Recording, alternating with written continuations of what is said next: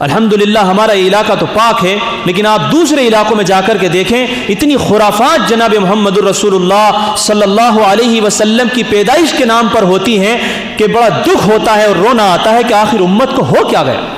وہ بڑے بڑے مقرر بڑی بحث و مباحثہ کر رہے ہیں، ثابت کر رہے ہیں ہم نے یہ کیا اور یہ کیا، اور جو نہ منانے والے ہیں، حضور کی پیدائش کو نہ منانے والے ہیں، وہ گمراہ ہیں، انہیں حضور سے محبت ہی نہیں ہے، حضور سے دشمنی رکھتے ہیں۔ یہ کوئی طریقہ تھوڑی ہے؟ حضور سے اگر محبت رکھنی ہے تو 5 وقت کی نماز قائم کیجئے۔ حضور سے اگر محبت رکھنی ہے تو حضور کیا مقصد لے کر کے زندگی کے اندر آئے تھے؟ حضور صلی اللہ علیہ وسلم دنیا کو ظلم سے پاک کرنے آئے تھے، آپ بھی ظلم سے پاک کریں۔ حضور صلی اللہ علیہ وسلم لوگوں کو برائی سے روکنے کے لیے آئے تھے، آپ بھی برائیوں سے روکنے کے لیے کھڑے ہوئیے۔ حضور صلی اللہ علیہ وسلم بھٹکے ہوئے لوگوں کو، گمراہ لوگوں کو سینے سے لگا کر اللہ سے قریب کرنے کے لیے آئے تھے، آپ بھی وہ کام کیجئے۔ بلغ العلا بکمالہ کشف الدجا بجمالہ حسنت جمیع خصالہ صلو علیہ وآلہ۔ یہ آرزو تھی تخیل کو باوضو کرتے، یہ آرزو تھی تخیل کو باوضو کرتے، نبی کی یاد سے پھر دل کو سرخ رو کرتے، زباں کو دل کو زمانے کو مشک بو کرتے، حضور آپ کو موضوع گفتگو کرتے، اور جزائے خیر کہ ایک در دکھا دیا تم نے، جزائے خیر کہ ایک در دکھا دیا تم نے، وگرنہ ہم تو جبی سائی کو بکو کرتے، اور خدا کے گھر کو جبینوں سے کر دیا آباد، حضور آپ نے خود کو لہو لہو کر کے، قدم بڑھائے چلی آتی منزل خود ہی، قدم بڑھائے چلی آتی منزل خود ہی، عمل جو آپ کی سنت پہ کو بکو کرتے، اور دیار ہند سے بے شک پہنچ رہا ہے سلام، دیار ہند سے بے شک پہنچ رہا ہے سلام، مگر یہ بات کہ کچھ بات روبرو کرتے، زہ نصیب کے گزرے یہ زندگی اپنی، زہ نصیب کے گزرے یہ زندگی اپنی، نقوش پائے محمد کی جستجو کرتے صلی اللہ علیہ وسلم۔ میرے بھائی، میرے پیارو،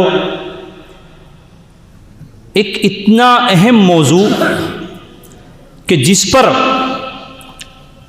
1450 سال سے مستقل کام ہو رہا ہے، مستقل کتابیں لکھی جا رہی ہیں، لیکن وہ موضوع آج تک مکمل نہیں ہو پایا، وہ ہے جناب محمد الرسول اللہ صلی اللہ علیہ وسلم کی سیرت۔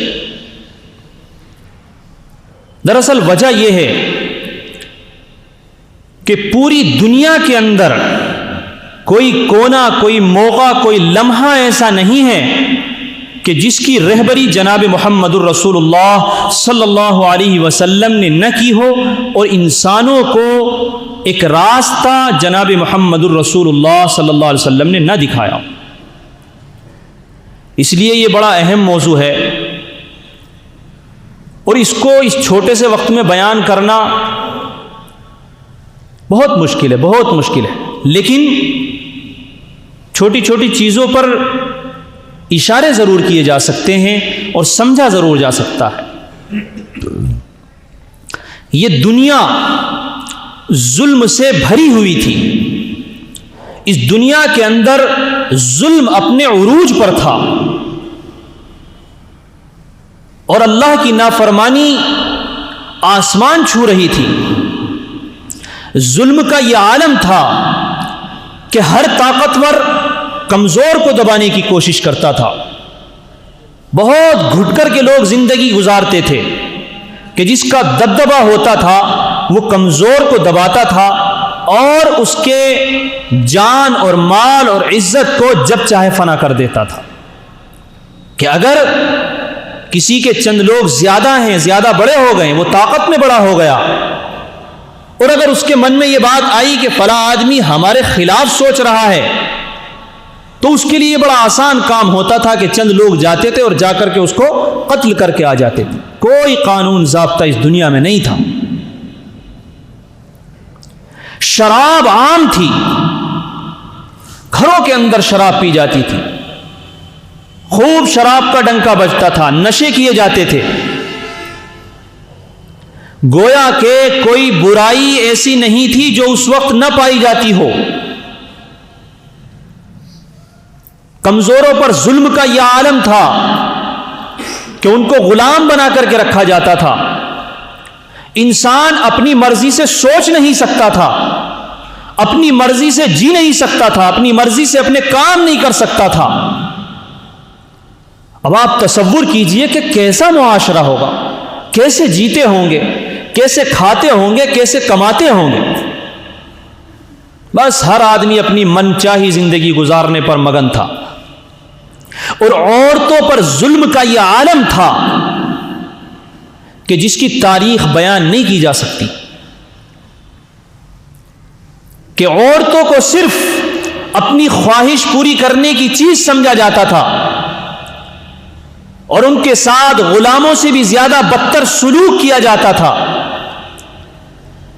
جب عورت ناپاکی کے ایام میں ہوتی تھی تو عورت کو کمرے کے اندر بند کر دیا جاتا تھا، نہ کھانے کو پوچھا جاتا تھا، نہ پینے کو دیکھا جاتا تھا، بول چال ختم کر دی جاتی تھی، اس کو دیکھنا پسند نہیں کیا جاتا تھا. یہ عالم تھا ظلم کا عورتوں پر. عورت اپنی زبان سے کوئی لفظ نہیں نکال سکتی تھی، اس کو اختیار نہیں تھا کہ وہ اپنے شوہر سے بھی کوئی بات کہہ سکے، اس کی کوئی حیثیت ہی نہیں تھی. اور یہ واقعات تو آپ نے بہت سنے ہوں گے کہ انسان یہ تصور کرتا تھا، وہ یہ چیز عیب سمجھتا تھا کہ اس کے گھر کے اندر کوئی سی لڑکی کی پیدائش ہو،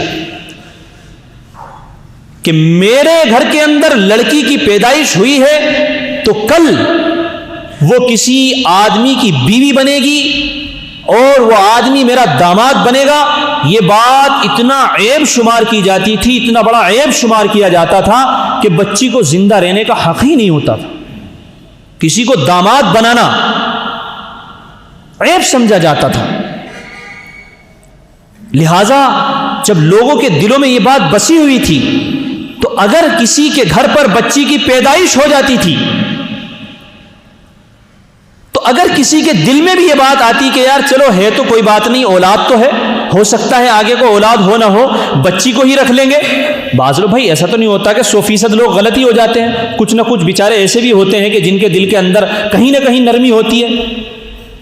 تو اگر وہ بچی کو پالنے کی کوشش بھی کرتے تو لوگ آر دلاتے، ابے کس کی پرورش کر رہا ہے بھائی؟ لڑکی کی. تیرے گھر میں لڑکی پیدا ہوئی ہے، بتاؤ اس کے گھر میں لڑکی پیدا ہوئی ہے اور لڑکی کو پال رہا ہے. سمجھو یار کیا عالم تھا عورتوں پہ ظلم.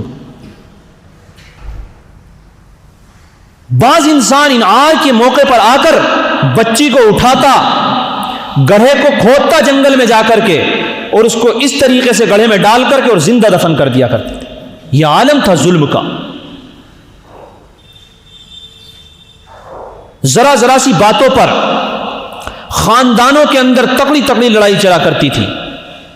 ان خاندان والوں نے اس خاندان والے کے کسی آدمی کو قتل کر دیا، ان کا موقع لگا، انہوں نے اس کی کسی آدمی کو دیکھا، اسے قتل کر دیا. کوئی قانون نہیں، کوئی ضابطہ نہیں، جس کا موقع لگتا، جس کا موقع فٹ بیٹھ جاتا وہ اس کو قتل کر دیتا. یہ عالم تھا.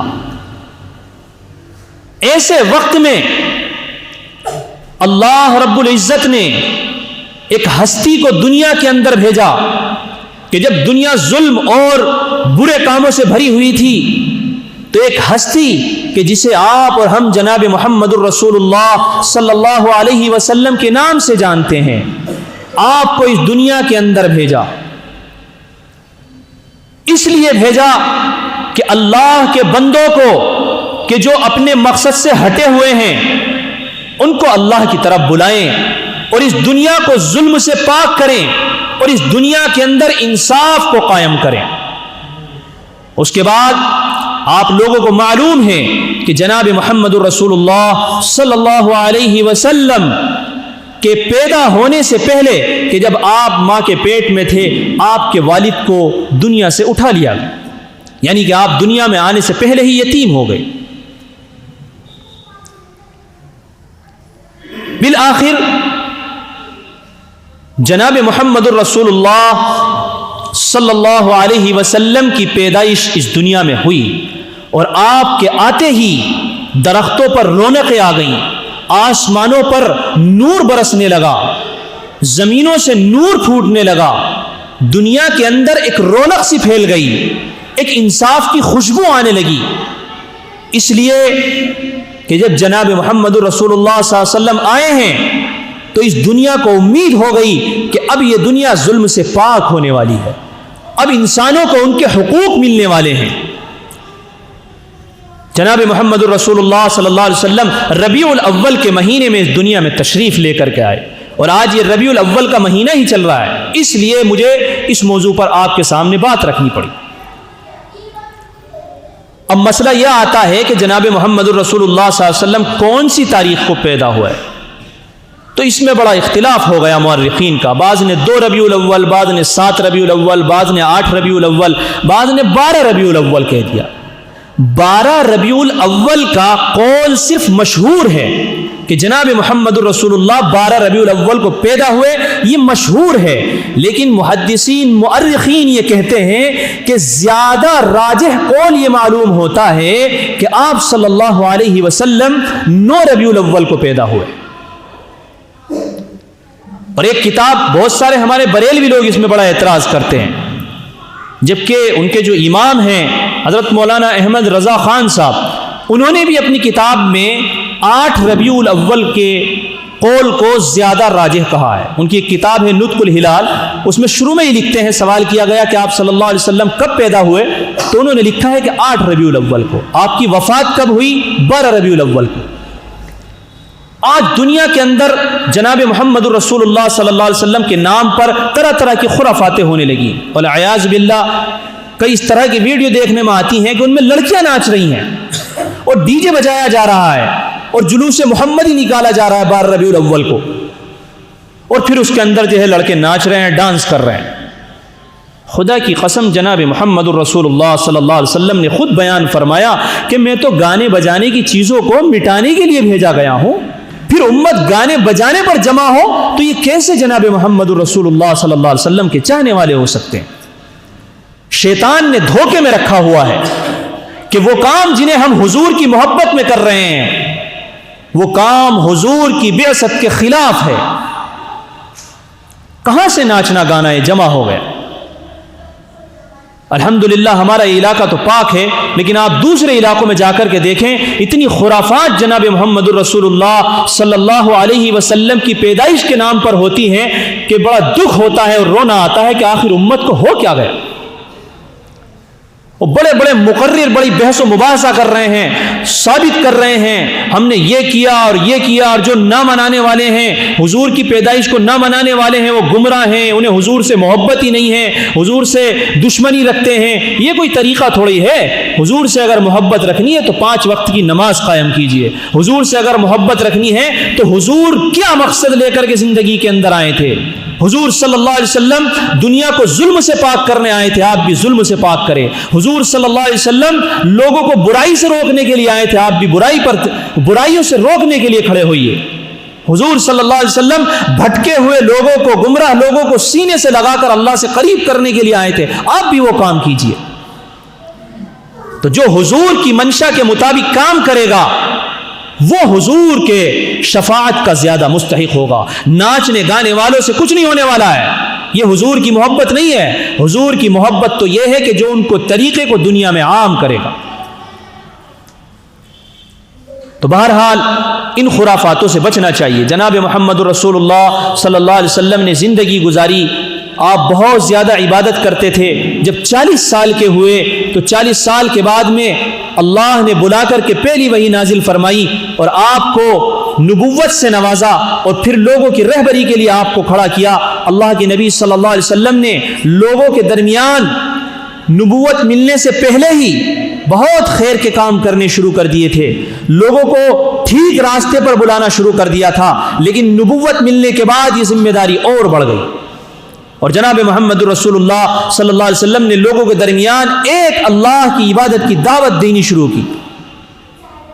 اور یہ افسوس ہے کہ جب بھی کوئی کام خیر کا لے کر کے کھڑے ہوتے ہیں تو یہ کہیے کہ سب سے پہلے اپنے ہی مخالفت میں کھڑے ہو جاتے ہیں۔ یہی ہمارے نبی صلی اللہ علیہ وسلم کے ساتھ بھی ہوا، اپنے ہی مخالفت میں کھڑے ہو گئے، اپنے ہی دشمن بن گئے، طرح طرح کے پروپیگنڈے کرنے لگے۔ آپ کو اتنا ستایا گیا کہ آپ سجدے میں ہیں تو گندگی کی اوجڑی آپ کے کندھوں پر ڈال کر کے بھاگ گئے، لیکن آپ صلی اللہ علیہ وسلم عجیب حلم کے مالک تھے کہ کبھی کسی کو کچھ نہیں کہا۔ بہت ستایا گیا، کبھی کسی طریقے سے، کبھی کسی طریقے سے، بالآخر جب جناب محمد الرسول اللہ صلی اللہ علیہ وسلم انصاف کے راستے کی طرف بلاتے رہے اور لوگ دھیرے دھیرے بڑھنے لگے تو ان لوگوں نے یہ پلان بنایا کہ بھائی ہمارا تو مذہب ہی مٹ جائے گا، جو ہمارے بت ہیں ان کو ماننے والوں کی تعداد ختم ہوتی جا رہی ہے، یہ تو ہمارے آڑے آ رہا ہے۔ تو آپ صلی اللہ علیہ وسلم کو قتل کرنے کا ارادہ بنایا اور رات کے درمیان ان کے گھر کو چاروں طرف سے گھیر لیا گیا کہ جیسے ہی یہ نکلیں گے ان کے اوپر حملہ آور ہوں گے اور محمد کو حملہ کر کے یہیں پر ختم کر دیں گے۔ لیکن ایسا کیسے ہو سکتا ہے بھائی؟ اللہ کے بعد جس ذات کا مرتبہ ہو اس کو قتل کرنا کوئی ایسی آسان نہیں ہے۔ اللہ نے اس دنیا کے اندر انصاف اور رواداری کو قائم کرنے کے لیے جس ہستی کو بھیجا ہو، جس ہستی کی وجہ سے دنیا کو بنایا ہو، تو کہاں اس کو مارنے کے لوگ کامیاب ہو سکتے ہیں؟ بہرحال آپ صلی اللہ علیہ وسلم کو ہجرت کا حکم ہوا، آپ وہاں سے بچ بچا کر کے نکلے، غار میں آپ چھپے اور آپ نکل کر کے مدینہ پہنچ گئے۔ 10 سال یہاں زندگی گزاری، اس کے بعد 13 سال، اور اس کے بعد آپ مدینہ چلے گئے۔ مدینہ میں جا کر کے لوگوں نے آپ کا بہت تعاون کیا، اسلام وہاں سے پھر آگے اور بڑھنے لگا اور پھیلا، وہاں سے رہ کر کے بتیری جنگیں ہوئیں، جنگیں ہونے کے بعد میں اسلام عروج پکڑنے لگا۔ پھر وہی مکہ کہ جو آپ کا وطن تھا، آپ صلی اللہ علیہ وسلم نے بغیر کسی جنگ کے، بغیر کسی سے بدلہ لیے ہوئے، لوگوں کو بغیر کسی تکلیف کے مکے کو فتح کر لیا۔ بڑا عجیب واقعہ ہے، وقت نہیں ہے لیکن میں بتاتا۔ لوگ ڈرے ہوئے تھے جنہوں نے ظلم کیا ہوا تھا کہ بھائی آج تو یہ بادشاہ بن کر کے آئے ہیں، پتہ نہیں ہمارا کیا ہوگا۔ آپ صلی اللہ علیہ وسلم نے کہہ دیا سب کے لیے امان ہے، ہم کسی سے کوئی بدلہ نہیں لینے کے لیے آئے ہیں، ہمارا تو مقصد ہی محبت قائم کرنا ہے، ہم تو دنیا میں آئے ہی اس لیے ہیں۔ آپ نے سب کو معاف کرتے ہوئے اور مکہ کو فتح کیا۔ بالآخر آپ پھر مدینہ لوٹ گئے، وہاں سے پھر آپ نے حج کا ارادہ بنایا۔ آپ صلی اللہ علیہ وسلم نے یہی ایک حج کیا ہے، اور آپ نے وہ حج کیا، اور حج کے درمیان میں، کیونکہ حج کرنے کے چند مہینے کے بعد حضور صلی اللہ علیہ وسلم اس دنیا سے رخصت ہو گئے، حج کے درمیان میں جو لوگوں کو پیغام دیا ہے، قدم قدم پر جب حج کے لیے گئے ہیں تو رک رک کر کے لوگوں کو بار بار کہتے تھے کہ لوگوں دیکھو، جس طریقے سے اللہ نے یہ بیت اللہ کا احترام تمہارے لیے رکھا ہے، جس طریقے سے نبی تمہارے لیے محترم ہیں، اسی طریقے سے تم آپس میں محترم ہو، تم ایک دوسرے کا خون مت بہانا، تم ایک دوسرے کو تکلیف مت پہنچانا، تم ایک دوسرے کو مت ستانا، تم فرقوں میں مت بٹنا، تم محبت کے ساتھ رہنا، لوگوں سود سے بچنا، لوگوں کمزوروں پہ ظلم کرنے سے بچنا، لوگوں جو تمہارے ماتحت آتے ہیں ان پر ظلم مت کرنا۔ آپ حج کو جا رہے ہیں، بار بار یہی خطبہ دے رہے ہیں، بار بار یہی خطبہ دے رہے ہیں۔ حج ہو گیا، حج کے درمیان جو خطبہ ہوا اس میں بھی لوگوں کے احترام کی بات آپ صلی اللہ علیہ وسلم نے بتائی، لوگوں کی عزت کرنے کی طرف لوگوں کو دعوت دی، اور لوگوں کو بار بار کہا کہ فرقے میں مت بٹنا، فرقوں میں مت بٹنا، ایک ہو کر رہنا، کسی سے تکلیف ہو جائے درگزر کر دینا، معاف کر دینا، معاف کر دینا۔ اور آپ صلی اللہ علیہ وسلم یہ تعلیم دیتے دیتے بالآخر اپنے گھر تشریف لے آئے مدینے، اور 19 صفر کو آپ صلی اللہ علیہ وسلم کو تکلیف شروع ہوئی، بیماری شروع ہوئی، اور آپ صلی اللہ علیہ وسلم ایک جنازے میں شرکت کے لیے تشریف لے گئے۔ وہاں آپ تھوڑا کمزوری کی وجہ سے گر گئے۔ حضرت علی رضی اللہ تعالیٰ عنہ اور ایک اور صحابی اپنے کاندھے پر آپ صلی اللہ علیہ وسلم کو لے کر کے گھر آئے۔ وہاں پر آپ صلی اللہ علیہ وسلم چند دن بیمار رہے، اور آپ طرح طرح کی وصیتیں لوگوں کو کرتے رہیں، طرح طرح کی باتیں سکھاتے رہیں۔ اس درمیان جب وقت بالکل قریب آیا تو آپ نے اپنی بیٹی حضرت فاطمہ رضی اللہ تعالیٰ عنہا کو بلایا اور کہنے لگے کہ بیٹی اب میرے جانے کا وقت مجھے لگتا ہے قریب ہے، لہٰذا تم مایوس مت ہونا، پریشان مت ہونا۔ ایک بیٹی اور باپ اس سے یہ کہہ رہا ہو اور ایسی بیٹی، تو حضرت فاطمہ رضی اللہ تعالیٰ عنہ رونے لگی۔ تو آپ نے کہا کہ رونے کی کوئی ضرورت نہیں ہے، رونے کی کوئی ضرورت نہیں ہے، اللہ کا ایسا ہی فیصلہ ہے۔ پھر اپنے پیارے چہیتے بچے حضرت حسن حسین جو آپ کے نواسے تھے ان کو بلایا، ان کی پیشانی پر بوسہ دیا، ان کی پیشانی کو چوما اور محبت سے آنکھیں بھرائی۔ بالآخر آخر میں میرے بھائی آخر کا پیغام سنو اپنے نبی کا۔ بالآخر آخر میں نبی صلی اللہ علیہ وسلم نے امت سے جو آخری بات کہی وہ کہا الصلاۃ الصلاۃ وما ملکت ایمانکم، اے میرے امتیوں نماز مت چھوڑنا، میرے امتیوں نماز مت چھوڑنا۔ جس نبی نے اس دنیا کو ظلم سے اور برائیوں سے پاک کیا وہ نبی آخر میں یہ کہہ کر جا رہا ہے کہ نماز مت چھوڑنا، نماز مت چھوڑنا۔ اس لیے میرے بھائی میں کہتا ہوں کہ اپنے نبی کی آخری بات سنو کہ وہ آپ کو نماز کی طرف بلا کر گئے۔ خدا کے لیے اپنے نبی کی آخری بات کو سمجھو، نماز چھوڑنے سے بچو کہ تم جمعے میں مسجد بھر دیتے ہو اور جمعے کے علاوہ غائب ہو جاتے ہو۔ اپنے نبی کی آخری فرمائش سنو کہ جب لوگ اپنی میراث تقسیم کر رہے ہوتے ہیں، لوگوں کو اپنے پلاٹ لکھوا رہے ہوتے ہیں، اس وقت میں وہ نبی کہہ رہے ہیں کہ میری امت نماز مت چھوڑنا، اور جو تمہارے ماتحت لوگ ہوں، جو تمہارے نوکر چاکر ہوں، ان پر کبھی ظلم مت کرنا۔ آخری پیغام یہ دیا اور آپ نے اس طریقے سے ہاتھ اٹھائے، اللہم بالرفیق الاعلی، اللہم بالرفیق الاعلی، اور تیسری مرتبہ یہ کہتے ہوئے آپ کے ہاتھ نیچے جھک گئے اور آپ کی پتلیاں آنکھوں کی اوپر چڑھ گئی اور جناب محمد رسول اللہ صلی اللہ علیہ وسلم اس دنیا سے رخصت ہو گئے۔ تو یہ جناب محمد رسول اللہ صلی اللہ علیہ وسلم کی سیرت ہے، ہمیں سمجھنا چاہیے، ہمیں آپ صلی اللہ علیہ وسلم کے طریقوں کو اپنانا چاہیے، اور آپ نے جو آخری وصیتیں کی ہیں، جو لوگوں کے ساتھ انصاف قائم کرنے کی بات کہی ہے، ہم لوگوں کو انصاف سے کام لینا چاہیے، لوگوں سے اگر غلطیاں ہو جائیں تو درگزر کرنا چاہیے، اور کسی بھی حالت میں ہم لوگوں کو نماز نہیں چھوڑنی چاہیے۔ اللہ تعالیٰ کروڑوں رحمت نازل فرمائے اس ہستی پر کہ جس نے ہم لوگوں کو ایک صحیح راستہ دکھا دیا، سلامتی نازل ہو اس ذات پر کہ جس نے ہمیں صحیح طریقے سے جینا سکھا دیا، کہ جس نے عورتوں کو عزت دلائی، غلاموں کو آزاد کرایا اور انسانوں کو انسان بنا کر آپ اس دنیا سے رخصت ہو گئے۔ اللہ تعالیٰ کروڑ رحمت نازل فرمائے اس نبی پر کہ جس نے ہمیں ایک اللہ کے سامنے جھکنے والا بنا دیا۔ وآخر دعوانا ان الحمد للہ رب العالمین۔